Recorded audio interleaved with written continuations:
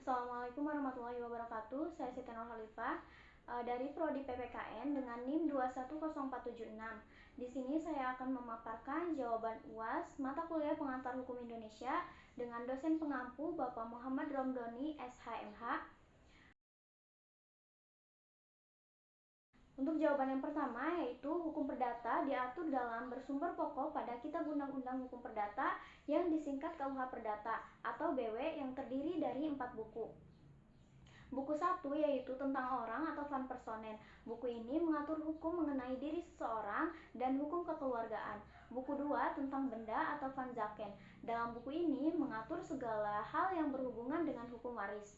Buku 3 tentang perikatan atau van verbintenessen, yaitu mengatur hak dan kewajiban timbal balik antara orang perorangan, badan hukum maupun pihak tertentu.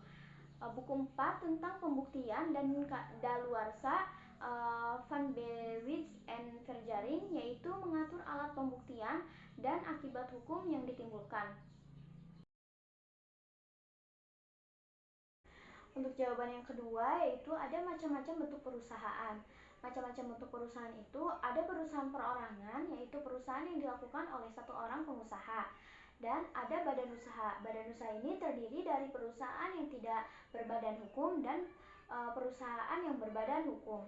Perusahaan tidak berbadan hukum itu ada persekutuan perdata, yaitu adanya perjanjian kerjasama antara dua orang atau lebih.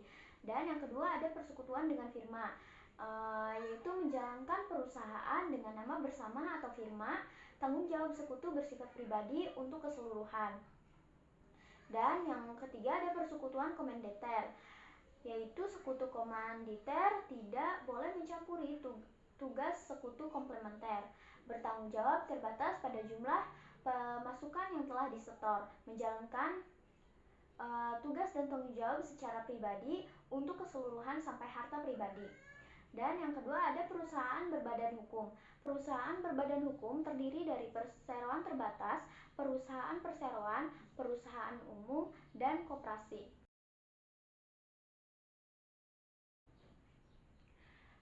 Untuk jawaban yang ketiga yaitu di dalam Undang-Undang Nomor 5 Tahun 1960 tentang pokok-pokok agraria atau UUPA terdapat hak-hak atas tanah seperti yang terdapat dalam pasal 16 UUPA sesuai maksud pasal 4, yaitu hak milik, hak guna usaha, hak guna bangunan, hak pakai, hak sewa, hak membuka tanah, hak memungut hasil hutan.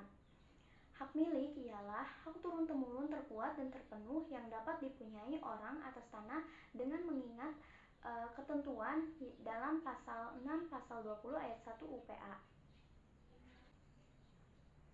Hak guna usaha ialah hak untuk mengusahakan tanah yang dikuasai eksklusif oleh negara.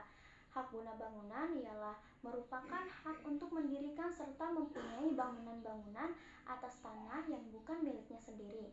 Hak pakai ialah hak untuk menggunakan atau memungut hasil dari tanah yang dikuasai eksklusif oleh negara atau tanah untuk orang lain.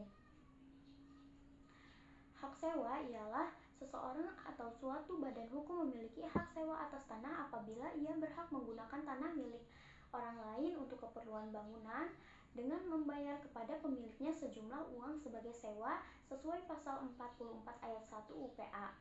Hak membuka tanah dan hak memungut hasil hutan ialah hak untuk memanfaatkan sumber daya dalam hutan yang bersangkutan tanpa hutan tersebut dimiliki oleh si penerima hak.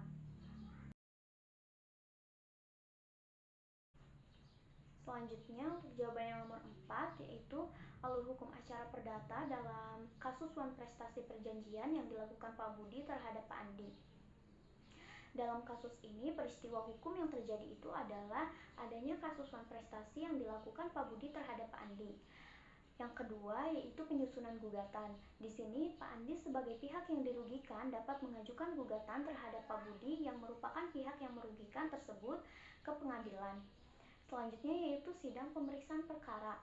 Dalam proses sidang pemeriksaan perkara wan prestasi perjanjian antara Pak Budi terhadap Pak Andi dimulai dari pengecekan terhadap identitas penggugat, yaitu Pak Andi diantaranya dengan melakukan pemeriksaan alat bukti berupa dokumen-dokumen.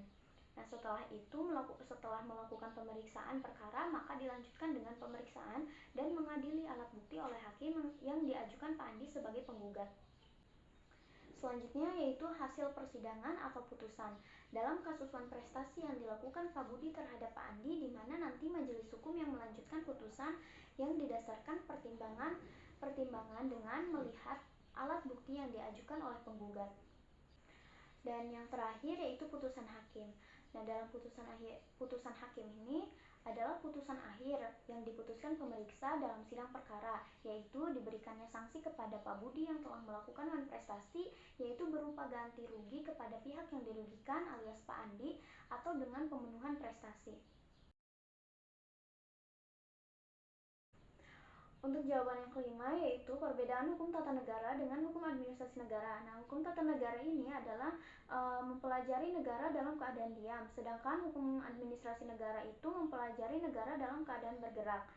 Hukum tata negara mengatur pembentukan badan-badan negara, sedangkan hukum administrasi negara mengatur hubungan warga negara dengan pemerintah atau melindungi kepentingan umum.